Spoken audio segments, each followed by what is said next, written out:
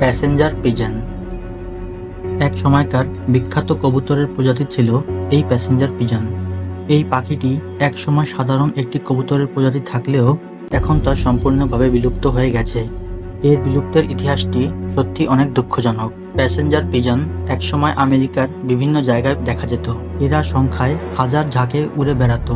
European সেটেলাররা যখন আমেরিকাতে আসে তখন তারা এই কবুতরের প্রচুর পরিমাণে শিকার করা শুরু করে। তারা এই কবুতরটিকে ব্যাড লাক মনে করত। শুধু তাই নয়, মাংস ও পাখার জন্যও এই কবুতরটির প্রচুর পরিমাণে শিকার করা হতো। এদের শিকার করা অনেক সহজ ছিল, কারণ প্যাসেঞ্জার পিজন একসাথে কয়েক হাজার কবুতর ঝাঁকে ঝাঁকে উড়ত, তাই গুলি করে এদেরকে শিকার করা হতো। অনেক সময় কোনো কারণ না থাকলেও শুধুমাত্র বিনোদনের জন্যই এই কবুতরটিকে গুলি করে শিকার করা হতো।